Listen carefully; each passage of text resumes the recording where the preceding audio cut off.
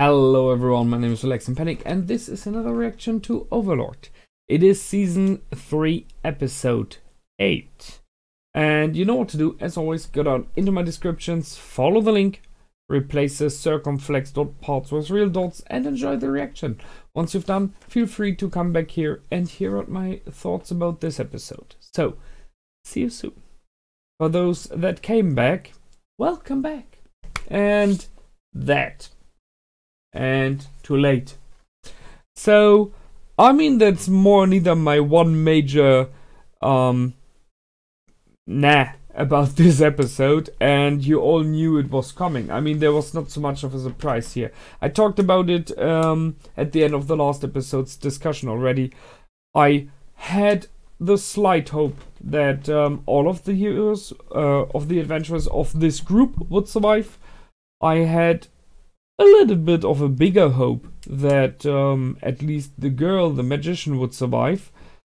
And I had the very clear fear that they would all die. Now, number 3 it is. All are dead. And not only that, in ways that are not so nice. So, well, as this series did in the past before, it does it again. It shows me this is not Honey Boo Boo Land. This is not the nice guy Ainz.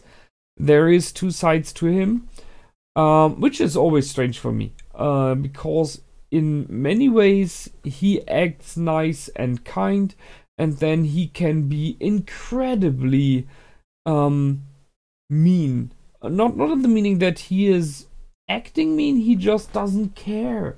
He just doesn't care if for humans at all anymore.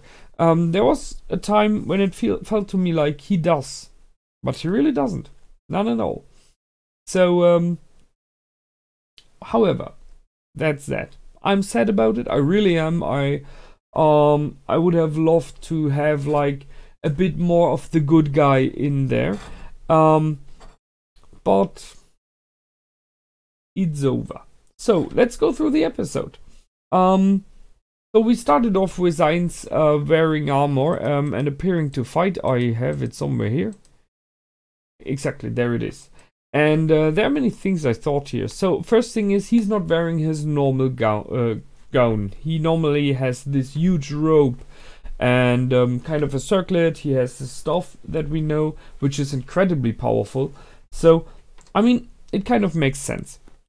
I guess his normal garment has a lot of defensive mechanisms and spells on it, so it would possibly give him even more advantage than he has already, and he wanted to have as good a fight as possible. So he was like, let's take off everything that gives me additional powers, except for the rings, by the way, and go with more neither nothing in instead. I'm not sure if this restraint around his neck is there all the time. I think not. I'm pretty sure that he doesn't have this metal ring there all the time. So I guess it is something that will possibly restrain him or slow him down. It would make sense to wear something like that, to have more of an equal fight. Not that it was. So just thinking about that. Then we had the thief. I really liked this scene. The him trying to bluff himself out. And I mean, it was pretty clear that Lord Ainz was looking right through it all the time, or most of the time. But nonetheless, he tried his best. And that's the thing. What happened there, when a bluff goes wrong, then you are in even more trouble than before. And I think that's when I wouldn't say they screwed up every chance there. I really ask myself what would have happened if they would have been completely honest from the start. And I mean, they were pretty honest already, but completely honest and saying like, some of us are here for money, no question. But we are all here additionally to get money for her to rescue her sisters. Because that's a strange thing, as I mentioned before, sometimes there's a good side in Lord Ainz. Maybe he would have done something. However, not anymore. I liked that they, the adventurers were a real good group, in the meaning of they really cared about each other. They tried to rescue each other. They tried to make the enemy let at least one of them go, and well, you can see that Lord Ainz has a completely different code, completely different moral code than they have, and you know, this is where I'm still a bit strange feeling about this season in general, because there were moments, in my opinion, when he had like human moral codes, when there was this young girl, you know, in his Tomb of Nazarick, and he put her on the list. So I am not completely sure how he is working. Is there really two sides to him due to the player in him still somehow? Or why is it that sometimes he's very, very caring and helpful, and sometimes he's completely destructive in his very own sense?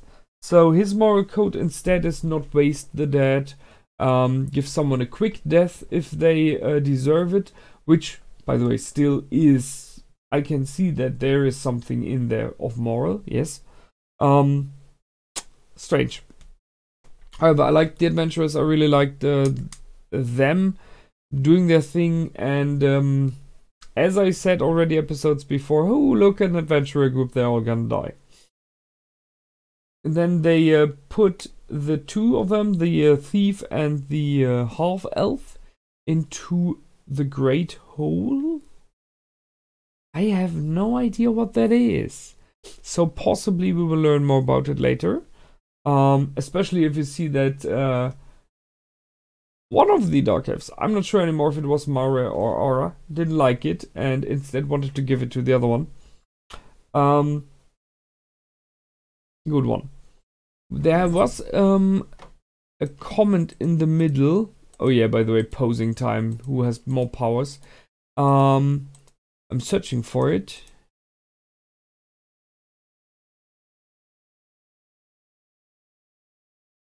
It was somewhere here around about being nice. Ah, there it is. A line from the Gospel of Mark.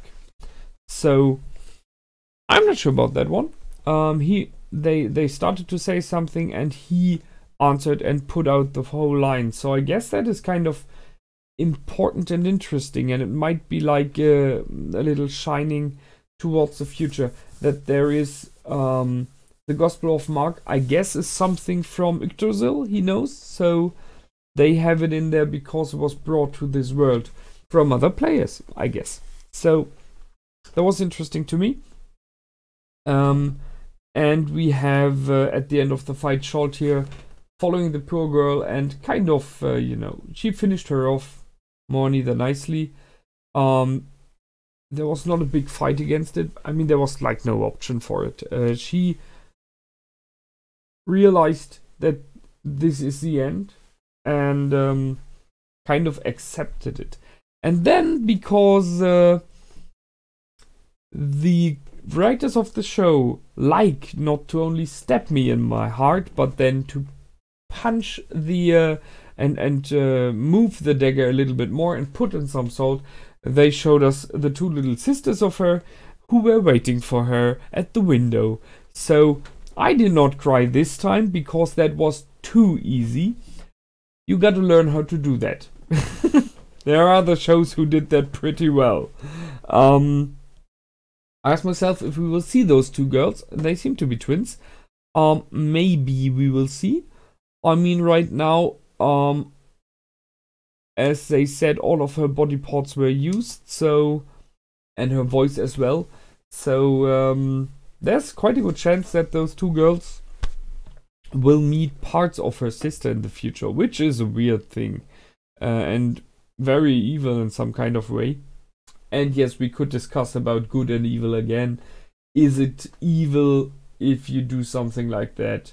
And out of what moral standards? From whose viewpoint? So, however, Mara and Aura appeared at the Imperial Court, at the Imperial Palace in the middle of it, and one-shot most of the royal guard there, of the Imperial Guards, and by doing so showing that they are OP as hell. And they have a dragon. Where the heck did that one come from? So now it's about you have to come and apologize. So that's possibly why and how the Emperor is moving towards the Tomb of Nazarick, which we've seen in the intro. Him driving by carriage. So it's interesting. I mean, we know that Lord Ainz, following the plan of Demiurge, is creating a kingdom, is creating an empire. So yeah, if you can make those around you bow before you, then you are the leader, the supreme leader. So he's more like creating vassals. I'm not sure if it's the correct word for that. Minions in the end.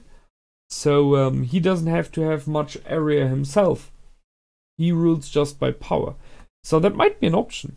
I mean, it is possible that if the Emperor is bowing before him because he's afraid of him and accepts his power, respects his power, it's very likely many others will follow, because the Empire is said to be one of the strong ones in the world right now. So if he can make him bow, he will possibly be able to make many, if not all others bow. We will see, I guess. So looking for that for the next episodes, what will happen there. It was interesting to hear what he has in plans for, especially the priest. It's a mean thing, no question there. But I can understand his reasons just by logic. I kind of hope we do not see some of those things that are about to happen to some of the worker adventurers, because I don't need to see that, you know? It's just, it's just cruel and possibly gory, so nothing I need to see. I'm more for the general story then. That's it for this time. I hope you liked. Well, I'm not sure if I did. I liked the fight, and some of it, but I did not like the evil parts. However, I'm still following, so I will still continue watching Overlord, don't worry, and looking forward to what all of this is about. So, until the next time, my name is Relax and Panic. Feel free to comment, like, and subscribe. Goodbye, and out.